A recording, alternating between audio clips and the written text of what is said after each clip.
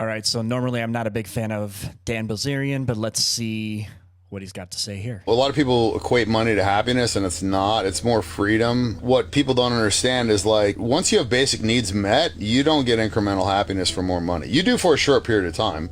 Like, if you're a $100,000 a year guy and I bump you to 200,000, you're going to be happy, but that's not going to last. You're going to get used to 200,000. My problem is, and a lot of rich people, there's nothing that I buy that brings me happiness. I bought a Ferrari. I wasn't happy for more than 24 hours. I actually completely agree with Dan here. When I had a corporate job and I was making six figures, I thought that was going to be the ultimate ending to my happiness journey, or seeking the happiness that I was looking for.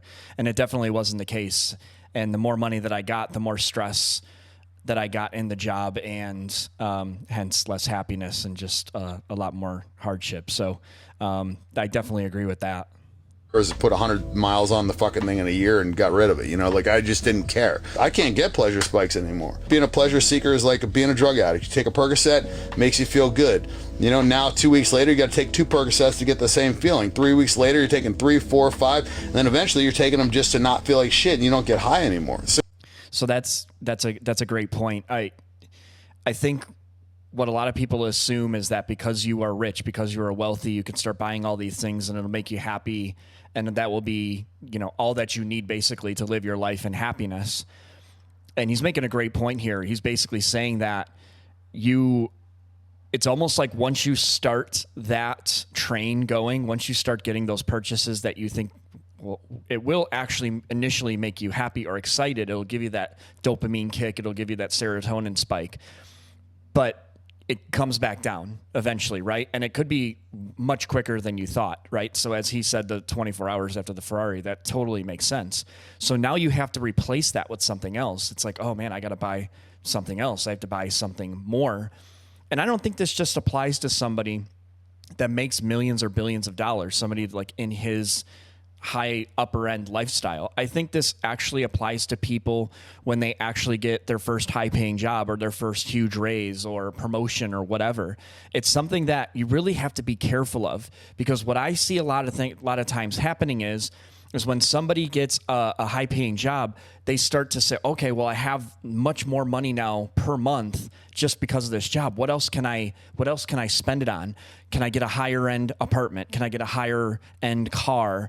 But the problem is that means your monthly payments go up. So now you're kind of tied to this high end job, this high paying job, and you have nowhere to go. So you're almost enslaved to your own work, because now you have to keep up with that frequency. You have to keep up with that level of income, even if it's something that you don't like doing, because now you've accumulated so many toys and you accumulated so much high-end things. You're living beyond your means. You basically can't go anywhere, because if you want to quit the job, now you got to keep all of these payments up. So just remember that, like, every time you have something that you really, really want to achieve, be careful with what you spend your money on. Be very smart about that. Same thing with pleasure. Pleasure is like fleeting, and pleasure is one of those things where it's like, it's a black hole. So what makes you happy? Oh, fuck. So before he goes into this, I want to mention something. Porn is a great example of this. It actually rots the brain. It actually tricks us into it just gives us serotonin, dopamine kicks. And sometimes people get addicted to it and you really don't know how to control it. The problem is once you start watching it, you get these dopamine kicks. And as he said, now it's like, it doesn't stop. Now you got to keep going and going. You're like, man, I gotta keep going with this. I got to keep, what's the next thing? What's the next, turn on and everything. But the problem with that is you got to keep replacing it. You got to keep going and keep fulfilling that. And it's just a recipe for disaster, because then it starts frying a bunch of receptors that you need for genuine connection down the road.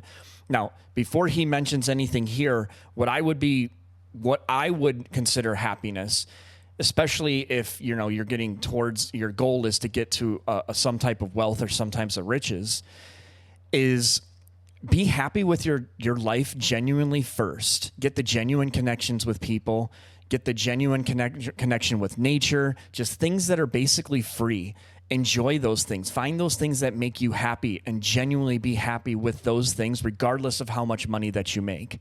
Because then you can always go back to that. Whether something fails or whether something succeeds, it doesn't really matter.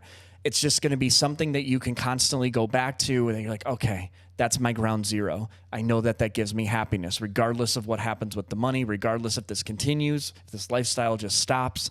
That's what I can go back to. But I would be willing to wager, at least for me, that it's the things that are free that is going to make me the most happy. But let's see what he says. Surfing, hanging with my friends, you know what I mean? Like the shit that doesn't cost money, to be honest with you. You know, it's kind of funny, but like $1 million, you know, a lot of people. Okay, so that's pretty much it. I mean, friends, free. Surfing, with the exception of buying the surfboard, it's free. So just find your core happiness. Find what makes you happy.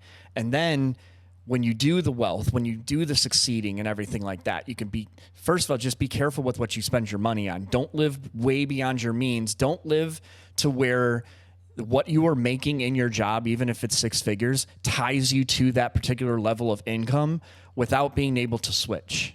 Okay? Because that is the quickest way to get into financial trouble. It's the quickest way to get into debts. That's the quickest way to get into depression, anxiety. All that stuff will kick in. So be simple. Make that money, but be simple and tie yourself to the genuine things, people, nature, stuff like that, instead of materialistic things, and you'll be a lot happier.